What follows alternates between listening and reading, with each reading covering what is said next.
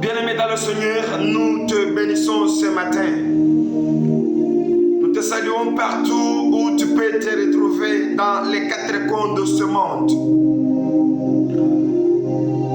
Nous dédions la semaine après la Pâque entre les mains de l'Éternel. Nous sommes le premier jour du mois d'avril et le premier jour de la première semaine de la résurrection de Jésus. Bien-aimés, comme nous sommes au premier jour, hier c'était selon Marc chapitre 16, deuxième ou septième verset, on a vite compris, on a vu le premier jour de la résurrection de Jésus où on a célébré la Pâque. Où on a parlé du mystère de la Pâque, ce qui se cache, le message, l'incorporé de la Pâque. Mais aujourd'hui, c'est le premier jour de la résurrection. Ma prière est que tout ce qui t'appartient, tout ce qui t'appartenait, qui avait disparu, qui était mort, ton Lazare doit ressusciter aussi avec cette première semaine. Ton finance soit ressuscité, la joie du couple soit ressuscité, le salut soit ressuscité, l'honneur soit ressuscité, la santé perdue soit ressuscité au nom de Jésus. Maintenant, dans Marc 16:9, aujourd'hui le lundi, c'est la première apparition de Jésus. Avant que Jésus ne soit pas crucifié, il opérait des miracles. Il priait pour le malade. Il ressuscitait les morts. Il guérissait les aveugles. Il pardonnait le péché. Parmi les œuvres de Jésus, le miracle de la délivrance, comme il est écrit dans Ésaïe, l'Esprit de Dieu est sur ma main pour libérer les captifs. Marie Magdala était possédée par cet démon, cet esprit maléfique. Marie était manipulée par le démon. Marie Magdala était dominée, contrôlée, dirigée, coordonnée par les démons. Et à sa rencontre avec Jésus, Jésus a dépouillé les démons, a chassé les démons et Marie s'est retrouvée délivrée. Ma prière ce matin, comme nous sommes le premier jour du mois d'avril, bien-aimé, que l'Éternel te localise, toi qui es possédé. Je ne sais pas par quel esprit, je ne sais pas par quel légion, je ne sais pas par quel comportement, je ne sais pas par quel malheur, mais quel Jésus ressuscité, comme il avait visité Marie, comme il avait délivré Marie, sous l'onction du Saint-Esprit. J'implore, la distance n'est pas une barrière, étant animé par le Saint-Esprit, je déclare sur toi, je déloge les esprits maléfiques, je chasse la possession de l'impudicité, je chasse la possession des démons, le démon de cimetière, le démon de la rivière, le démon du lac, le démon de rond-point, le démon des montagnes qui contrôle ta vie, que tes démons t'occupent, te laissent maintenant et que tu sois libre au nom puissant de Jésus. Après que Marie soit délivrée, Marie est devenue évangéliste. Voilà ce qui interdit aux femmes de prêcher, ce qui étouffe le mystère de la femme. Lisez Marc 16:9. Marie l'a possédée. Marie c'est une femme. Marie était possédée, mais quand elle a reçu la délivrance, elle était la première à commencer à évangéliser, à témoigner de ce que Jésus a fait de sa vie. Laisse les femmes prêcher. Laisse les femmes modérer. Laisse les femmes interpréter. Oui, c'est biblique. Nous sommes sous la grâce. Et Galates Galate nous dit à ceux qui sont à Christ, il n'y a plus l'esclave et le maître, il n'y a plus le patron et le pauvre, il n'y a plus l'homme et la femme, le libre et le captif. Tous nous sommes un dans le corps de Christ. Voilà comment nous œuvrons dans la grâce. La loi condamne la femme, mais la grâce lui paie, accorde ce que la femme ne mérite même pas.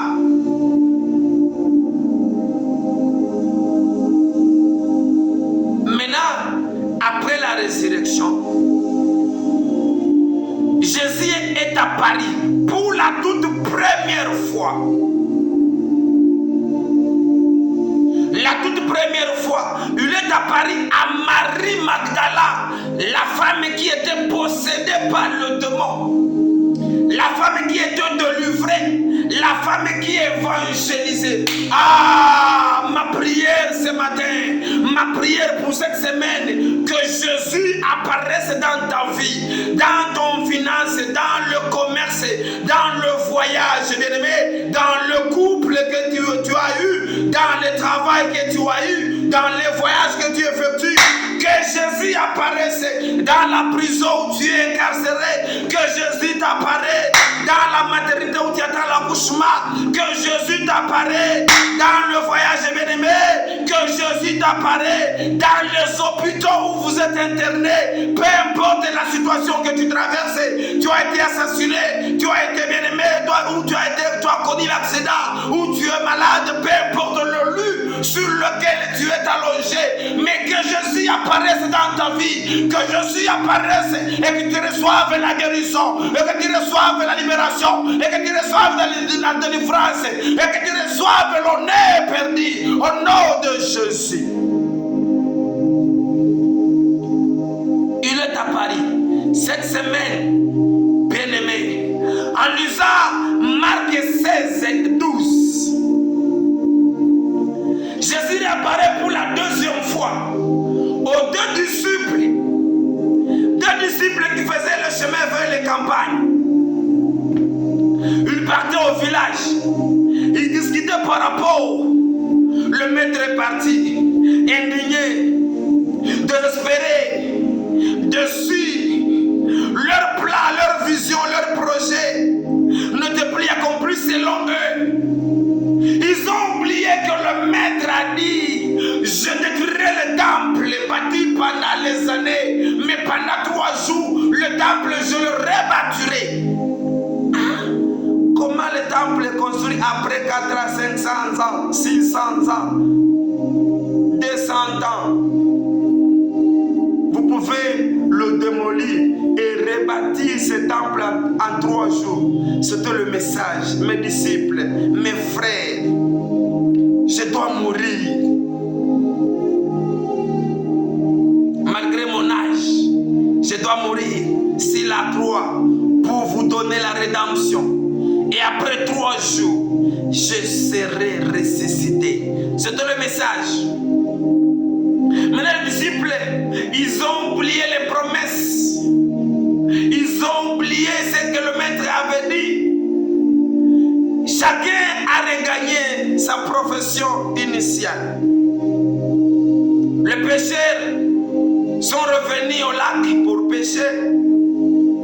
Les taxateurs, les déclarants sont revenus, sont rentrés encore dans leur métier. Et ces 2 disciples faisaient la route ensemble. Pendant qu'ils discutaient, je ne sais pas sur quoi, mais ils étaient indignés selon la Bible. Parce qu'avec le maître, ils étaient rassurés. Bien-aimé, rassure-toi. Ça peut traîner. Ça peut sembler noir. Mais rassure-toi que la Bible nous dit que ce n'est pas bon que l'homme soit seul. Peu importe l'âge que tu as déjà. Peu importe le nombre de déceptions traversées. Peu importe, bien-aimé, le nombre de refus de tes demandes envers les hommes ou les femmes. Mais il a dit, c'est pas bon que l'homme soit seul. Tu dois te marier. Que tu crois ou pas, mais moi, ce que je sais, je crois En croyant, je confesse. En confessant, je décrète que toi, tu seras marié dans cette année-ci. Au nom de Jésus. Peu importe ce que les médecins ont dit. Oh, ta maladie. Oh, il faut aller, je ne sais pas, au roi Faisal. Oh, il faut aller au Burundi. Oh, je ne sais pas, il faut aller en Afrique du Sud. Oh, il faut donner autant. Oh, ou bien il faut l'amener à la maison parce que la situation, on a donné toutes les spécialités, mais ça n'a pas tenu. Allez attendre sa mort, selon eux. Mais moi, je sais, la Bible dit, par ces meurtrissures, nous sommes guéris. Ah, et il a reçu un nom qui est au-dessus de tous les noms, dont tout genou fléchira et confesser ta seigneurie. La maladie, la diabète, la typhoïde, la tension, l'hypertension, hypotension, myome, kyste, oh, sida, toutes ces maladies sont des noms.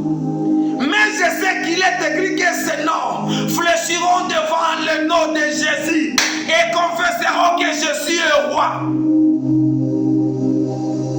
Et la Bible dit que notre corps est le temple du Saint-Esprit. À ma qualité de l'homme de Dieu, sous l'onction du Saint-Esprit, par le miracle de la résurrection de Jésus, et par la première apparition à Marie de Magdala, et comme il avait délivré Marie avec les démons, c'est-à-dire c'est encore possible. Je déclare en déclarant, maintenant dans ta vie, tout ce qu'ils ont déclaré, l'homme ne donne que ce qu'il a, ayant la vie et la santé. Je prédis la guérison, je décrète la guérison, je prédis la guérison, je transmets la guérison dans ta vie. Reçois la guérison, sois guéri maintenant, au nom puissant de Jésus.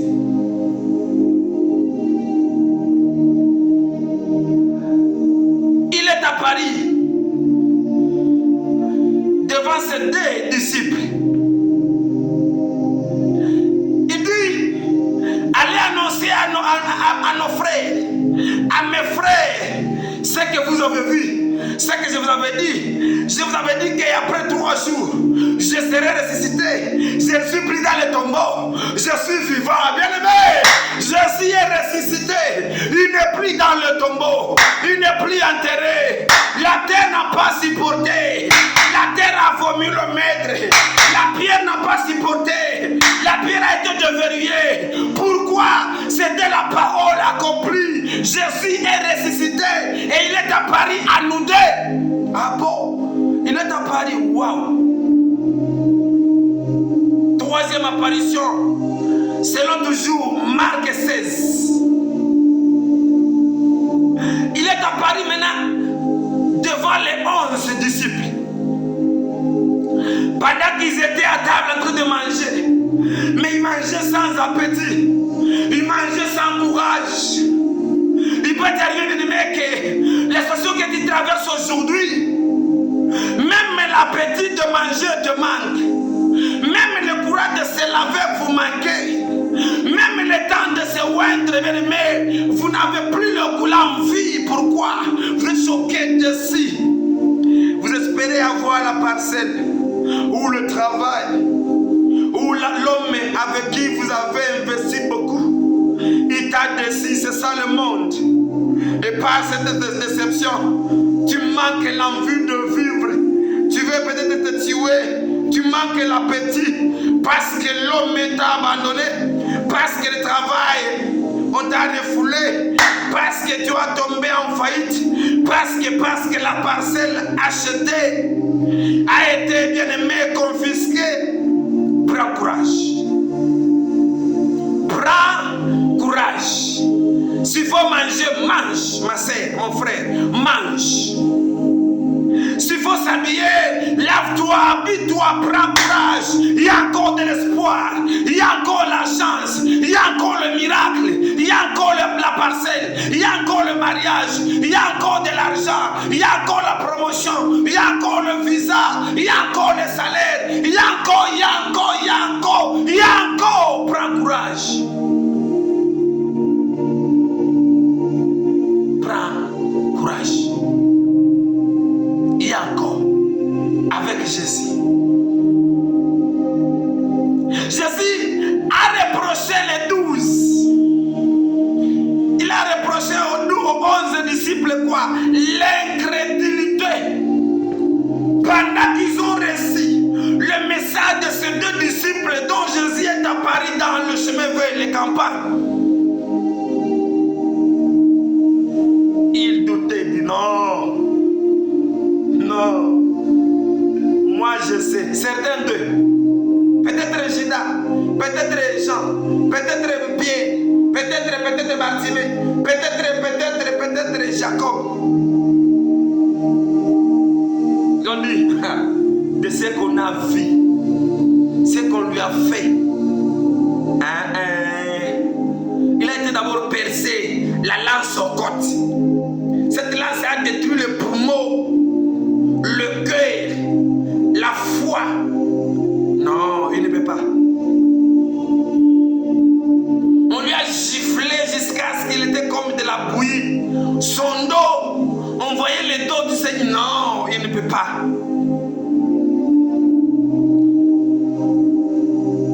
Les clous qu'on a cloués à ses mains, ses pieds.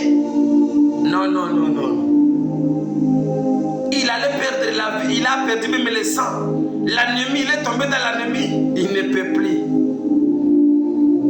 La taille des épines qu'on a percées dans sa tête. Non. Et analysé par rapport aux effets, mais n'ont pas pu garder la parole du maître. Ce qu'on a détruit, c'était la chair. Bien-aimé, le diable a le pouvoir sur la chair, mais l'âme appartient à l'Éternel. Voilà la vie de Job. Tu as dit non, tu peux toucher la vie de Job sauf son âme. Ce que Jésus a traversé, oui, c'est l'éternel. Mais il est le maître.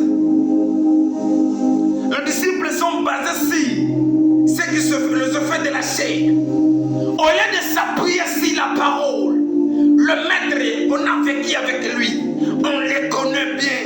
Il a marché sur les eaux. Il a ressuscité Lazare après 4 jours. Il a ressuscité l'enfant d'une femme veuve. Il a fait ceci, cela. Bartimée avec la repris la vie. Ils ont vécu le miracle. Et certains d'eux ont participé à l'apparition de Moïse et Élie sur la croix, sur la montagne. Ils ont vu les sortes de cargaisons de miracles. Mais ils ont oublié tout ça. Et même l'assurance du maître en disant que je serai ressuscité. Ils ont dit non.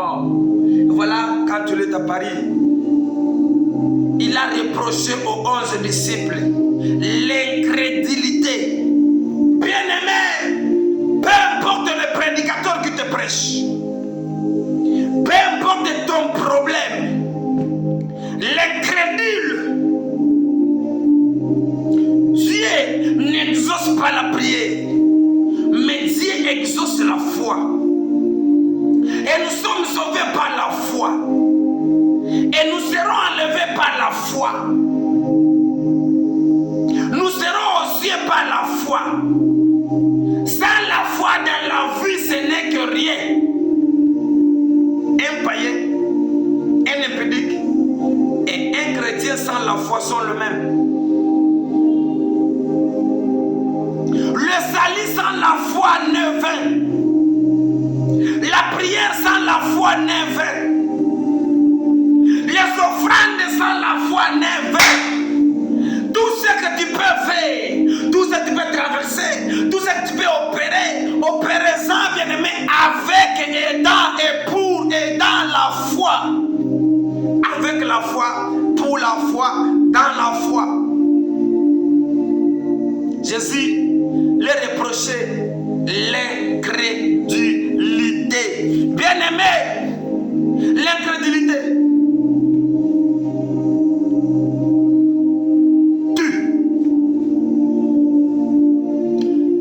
Peu importe le temps, voir le médecin. Tu as traversé des moments difficiles. Tu es même consulté, tu es parti consulter même les marabouts. Mais ton problème est là. Ce matin,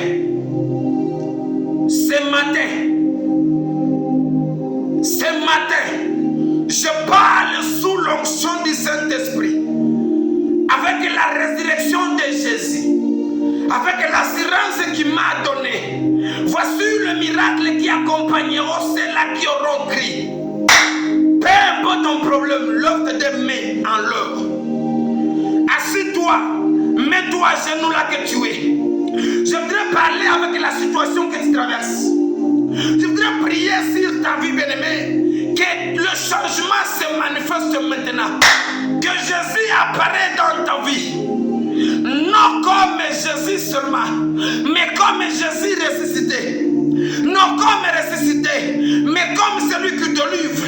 Non comme celui qui délivre, mais celui qui bénit. Enlève l'incrédulité. Crois que même si on t'avait enlevé, bien-aimé, la matrice, et selon la science, quelqu'un qui n'a pas la matrice ne peut pas concevoir. Mais avec mon Jésus, c'est possible. Il peut y arriver que tu as connu l'accident et le passé a été endommagé. Et la science, la médecine te dit qu'avec un tel bassin, on ne peut plus concevoir. Mais moi je te dis, le maître m'a dit, Jésus dit dans sa parole, que tout ce que vous prierez par la foi, il vous sera donné. Je décrète maintenant, que ce que tu traversais comme problème, qui t'imposait l'incrédulité, maintenant que Jésus, que je te prends ce matin, impose une solution à ton problème qui va ramener l'incrédulité à la foi. Et tu vas témoigner que Jésus opère encore au nom de Jésus. Ils ont dit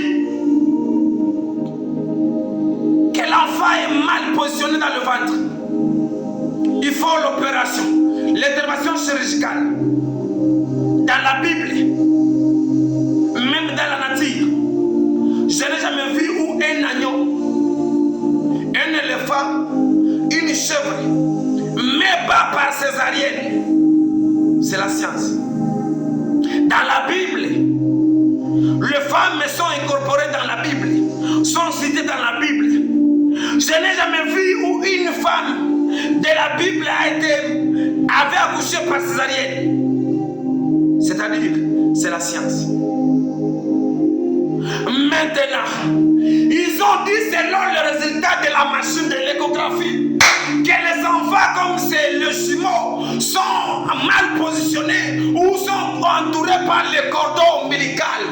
Ils méritent l'intervention chirurgicale.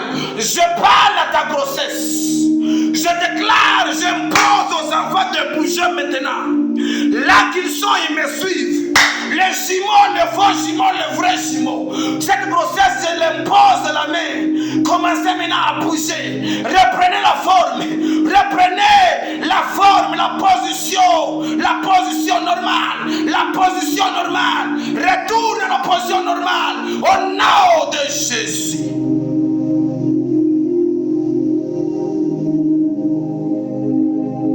Ils ont dit que la prison de Ndolo, de Makala, de Miape, Munzenze, c'est tout. Oui, selon eux. Mais je vis dans la Bible, Pierre un jour, enfermé dans la prison, entouré par des geôliers, les spécialistes en protection. Mais vers la nuit, l'ange de l'Éternel descendit dans la prison et frappa aux côtes de Pierre en lui réveillant. Et puis ils ont pris le chemin sans briser la porte. geôliers. Je déclare et je décrète tous ceux qui sont emprisonnés, innocents et coupables. Père de gloire, Éternel notre Dieu, Jésus ressuscité, contrôle les prisons dans lesquelles sont fermés, sont incarcérés de serviteurs de Père de gloire. Et que l'ange qui libère Pierre le libère maintenant au nom de Jésus.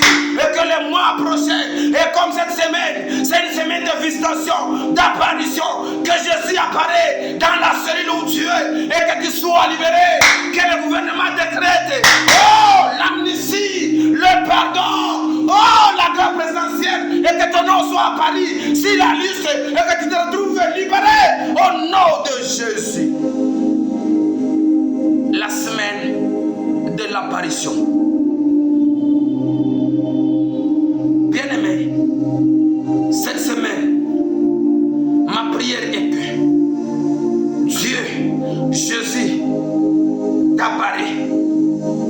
Le voyage que tu feras à l'école où les enfants seront, où vous-même vous y serez, que Jésus t'apparaît. Le rendez-vous au parquet, que Jésus t'apparaît. La demande de visa à l'ambassade, que Jésus t'apparaît. Bien-aimé, le processus de recevoir le visiteur pour le dépôt de la dot ou la discussion, que Jésus t'apparaît.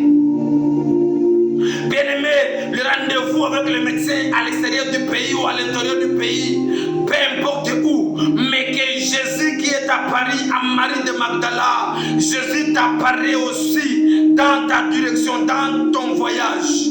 Au nom de Jésus, le préparatif bien-aimé du gouvernement, que Jésus apparaisse dans ces préparatifs. La paix au Congo, ça sera un don de l'Éternel. Que Jésus apparaît dans la recherche de la paix au Congo. Au nom de Jésus, bien-aimé, que Jésus cette semaine, ce mois d'avril, c'est le mois des apparitions. Que le mariage apparaisse, que le travail t'apparaît, bien-aimé, que la promotion t'apparaît, que des bonnes connaissances t'apparaissent, que la connexion divine t'apparaisse. Au nom puissant de Jésus, nous avons ainsi prié.